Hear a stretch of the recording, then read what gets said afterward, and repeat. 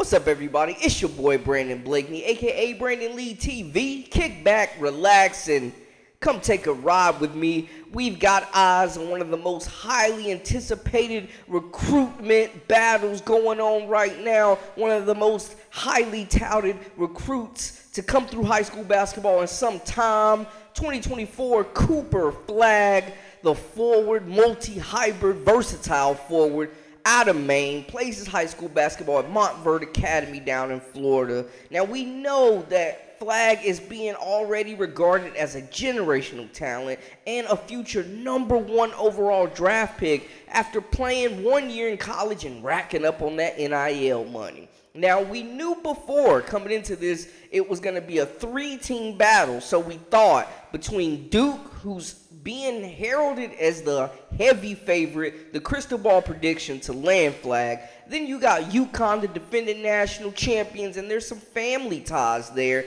And then Kansas and Bill Self. But Flagg canceled that official visit to Kansas, seemingly getting them out of here and making this a 2-team battle between the defending national champions and Coach Jon Scheyer, leading his program, a program known for getting these elite top-level recruits. But before we get into it and dive into this whole situation, make sure y'all hit that subscribe button for all the latest and the greatest, and join our memberships. We got that exclusive content coming daily, weekly, whenever you need it. Now let's get back to business. All in on Flagg. Let's get into it. You are now locked into the Live with Brandon Blakeney podcast. Here is your host, Brandon Blakeney. So, in the past few days, Flagg made his high school senior debut. We know he reclassed in 2024, so this will be his senior year with Montverde, and he is picking up right where he left off after a huge sophomore, junior season, as well as a big spring season on the 16U EYBL circuit with Team Maine, winning that, or they lost actually to the Knight Riders, but making it to the finals of that 16U championship game. And he was completely dominant on the EYBL circuit, and he's picked up, like we said, right where he left off, dominating the high school ranks. And there's a lot more riding on this season. Montverde is absolutely loaded, and this will be Flagg's senior season. Now, he took a visit to Duke back in October, and of course they rolled the red carpet out for him. And recently, Coach Jon Scheyer pulled up to Montverde to rap with Flagg and, you know, a couple of his 5-star teammates as well. So Duke is obviously all in, trying to build a spectacular class. And going to Duke might be the most clear path Flagg has at playing immediately. It's been reported multiple times that Flagg has said that Duke would be his dream school, and he did take a visit and saw the Kim and Crazies at the Countdown to Craziness on October 20th, taking in that environment at Cameron Indoor, man, on Coach K's court like no other. And you got to know that they are going to set him up to rack up those NIL deals, man. So if he's looking to cash in on some big checks, Duke might be the move. And like we said, you know, it might be his easiest transition to early playing time. You think about the roster now, and Kyle Flipkowski is probably going pro after this year, which opens up a front court that Flagg could completely dominate, potentially with one of his former teammates, Sean Stewart, who played at Montverde Academy as well.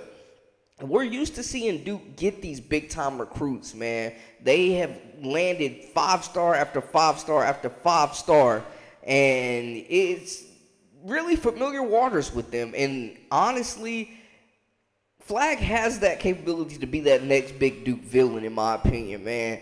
Like the guy that's going to be the face of the program, going to be dominant, but also have all the opposing teams hating on him as well. So it'll be interesting to see, you know, one, how the rest of this 2024 class for Duke will fill out, because they got a lot of guys that they're still in on that are top recruits as well. But Flagg could be that crown jewel for these guys, and it wouldn't be a shocker if Coach Shire was able to land Flagg. And it seems like all crystal ball predictions and all the analysts and everything that I've seen that's out right now has him favored to go to Duke. On the other side, Uconn, there's some family ties there. Now, while he was on his visit, he was hosted by Donovan Clingan. Both Flagg and Clingan's mothers played together at Maine, so they took this picture together in their mom's jersey, posting up, man, showing some homage. And just having that familiarity and being able to have family ties can make that adjustment easier for a freshman, man. Also, Connecticut being in that New England area, man, he would be pretty close to home, being able to play in front of his family and, putting on for his portion, his section of the United States, man. And we've seen, with Team Maine, how he took a bunch of his homeboys to the EYBL 16U final. The kid is loyal. They've even got some games scheduled in Maine. That's the word that's coming out, man. From Samad Hines on Twitter, pretty reliable source saying that they're going to play a couple games. So that's big, man. Obviously, him returning to Maine, staying close by and putting on for his area, I think could be big. And then with Uconn, the thing is, though, Alex Caravan, depending on what he does, that would be one of his competitions to seeing the floor early. Depending on, if those guys stick around for another season, it could impact the decision, possibly, because he's the number one recruit coming in, man. He's not coming to sit the bench. So if Uconn has more depth at the forward position and he's got some bodies in front of him that prohibit him from hitting the floor early, Duke could honestly be the move, man. And you look at Flagg's game, just a hybrid forward, plays on the perimeter, can handle the ball, can bring it up, high IQ, capable playmaker. The kid's a competitor, man. Like, he's got that killer instinct, super athletic, strong finisher, is looking to put his opponent through the rim every single time.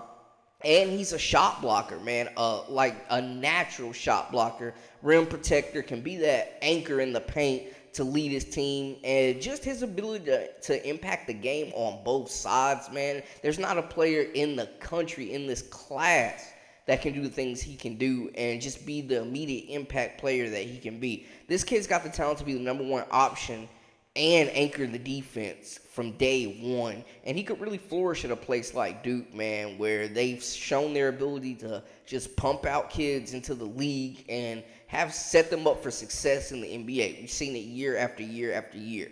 So it'll be interesting to see the rest of this recruiting battle. He's got another official visit to Duke. So, second time he's visiting the Blue Devils, man. And they're going to continue once again to lay out the red carpet.